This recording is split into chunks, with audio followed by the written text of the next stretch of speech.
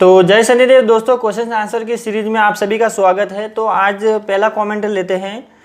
पहला जो कमेंट आया है भाई का कि नमस्ते भाई, मैं माता काली और शिव जी का मंत्र जाप कर रहा हूँ, तो क्या दो मंत्र एक साथ चल सकते हैं?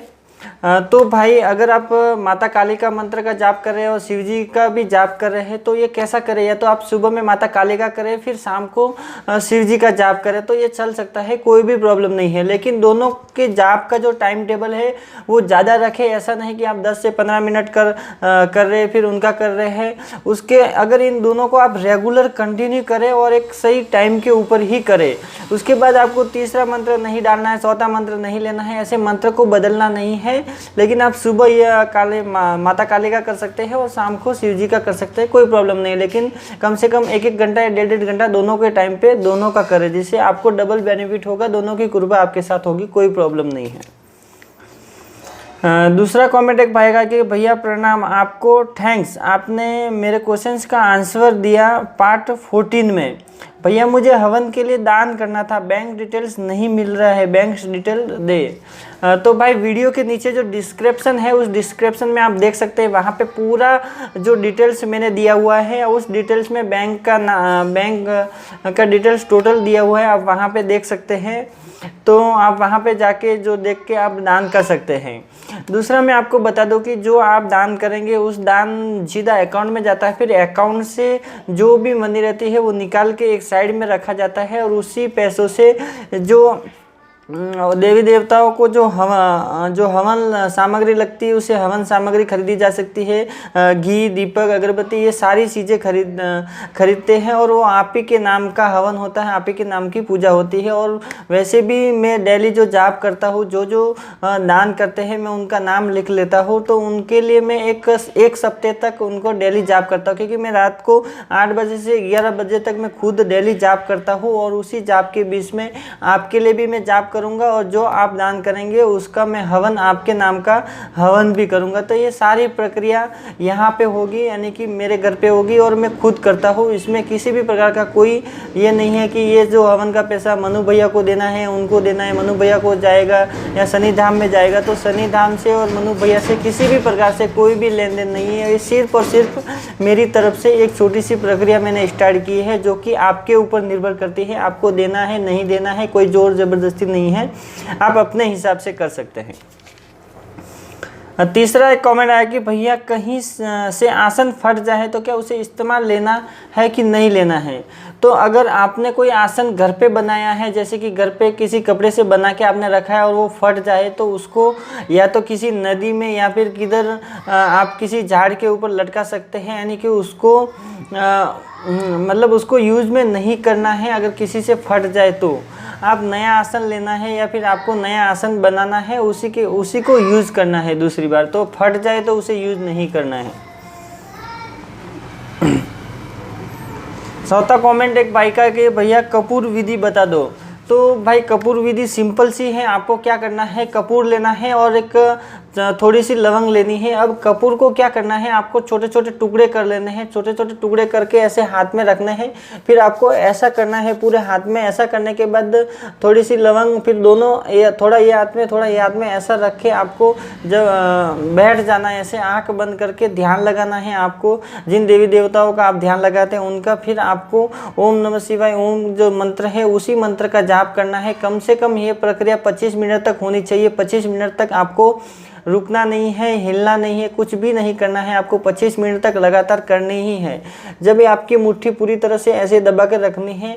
अगर आपको किसी भी प्रकार की कोई नेगेटिविटी रहेगी तो आपकी जो मुट्ठी आपने बंद की है कपूर की, वहाँ पे जलन होने लगेगी, जलन आपको महसूस होगी, आपके हाथ ऐसे ऐसे ऐसे कंपन करने लगेंगे, तो आपको पता चलेगा कि आपको नेगेटिविटी है कि नहीं। ये कपूर विधि है। अगर आपको नेगेटिविटी है तो इसी विधि को आप रेगुलर करते रहिए, 15 दिन, 20 दिन, 1 महीने तक इसी विधि को रेगुलर करते रहिए, और साथ में मानसिक जाप भी करते रहिए, जिससे आपकी ये जो नेगेटिविटी है धीरे धीरे ख़त्म हो जाएगी।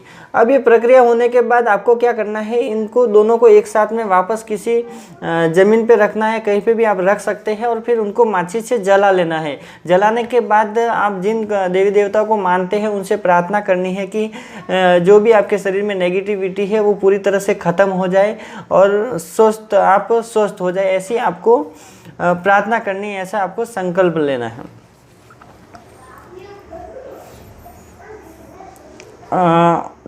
पांचवा जो कमेंट आया है कि भाई जाप करते समय शिष्ट में गर्मी या तपन क्यों होती है।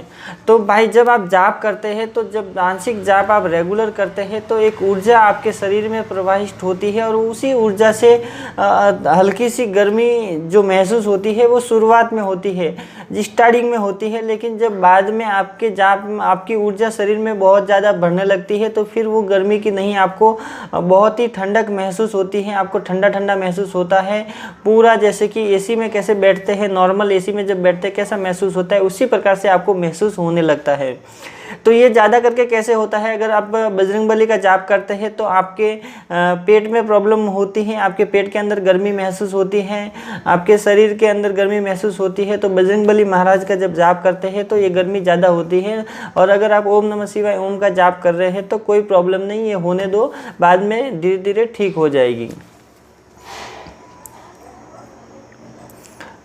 छठा जो कमेंट आया कि सर घर में पितृदोष की प्रॉब्लम है तो क्या सुबह दीपदान और शाम को कपूर विधि कर सकते हैं। तो भाई जो दीपदान का जो समय है वो 3 से 5 बजे का है। आप 3 से 5 बजे के बीच में अगर दीपदान करते हैं तो आपको बेनिफिट ज़्यादा होता है।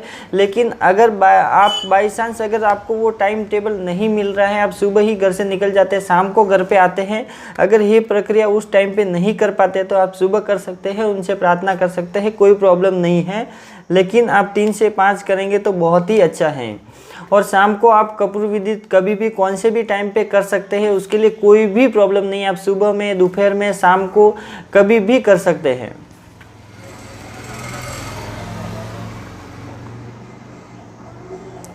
रुपेश ठाकुर थैंक्स, आपने 501 का जो दान किया हवन के लिए। हाँ तो भाई ये रुपेश ठाकुर इनका नाम है, उनको आपको बहुत बहुत ही धन्यवाद। आपने जो 501 का जो दान किया था हवन के लिए वो मुझे मैसेज मिला है। तो आपका हवन जब दान करते हैं तो उसका हवन अगले हफ्ते से स्टार्ट होता है, यानी कि अगले हफ्ते आपका मतलब ये जो आप अभी करते हैं वो अगले हफ्ते आपका हवन किया जाता है। लेकिन जो आपके नाम का जो जाप रहता है वो मैं डेली के डेली करता हूँ, क्योंकि मैं खुद जब बैठता हूँ तो उसमें आप सभी को शामिल करता हूँ और आप सभी का नाम लेके जो दान किया रहता है उन सभी का नाम लेके आपके नाम का जाप करता हूँ। देखो इससे बहुत सारा बेनिफिट होता है। आप ऐसे दान करते हैं तो आपको बहुत सारा बेनिफिट होता है। अगर आप ये नहीं करते तो आप धर्म पुण्य का काम स्टार्ट करें आज से ही। जैसे कि गाय को चारा खिलाना है, गाय को रोटी खिलानी, कुत्ते को रोटी खिलानी, कबूतर को दाना देना है। इन चीज़ों का आप ज़्यादा से ज़्यादा अगर इस्तेमाल करते हैं तो आपके जीवन में बहुत ही ज़्यादा बदलाव आने लगेंगे। आपके जो आपके पैसों यानी कि कमाई के जो रास्ते हैं वो आपके अलग अलग तरीके से कैसे खुल जाएंगे। वैसे आप मंत्र जाप करते हैं तो आपके जो लोभ है वो कम हो जाते हैं, और जब आपके लोभ कम हो जाते हैं तो तरह तरह के जो इनकम सोर्स है वो बढ़ जाते हैं।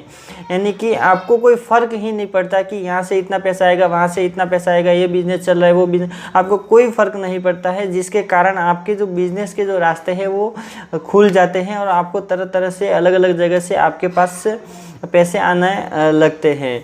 तो ये सारी चीज़ें होती है। तो आप दान पुण्य का काम ज़रूर करें, और दान पुण्य का काम करने से बहुत ज़्यादा बेनिफिट होता है। तो दोस्तों बस आज के लिए इतना ही। वीडियो अच्छी लगी तो लाइक कीजिएगा, शेयर कीजिएगा अपने दोस्तों के साथ। अगर आप मेरे चैनल पर नए तो चैनल को सब्सक्राइब जरूर कीजिएगा। और अगर आपके मन में भी इसी प्रकार के कोई भी सवाल है तो वीडियो के नीचे कमेंट करें, मैं उसके ऊपर वीडियो बनाने की कोशिश जरूर करूँगा। तो जय शनिदेव दोस्तों।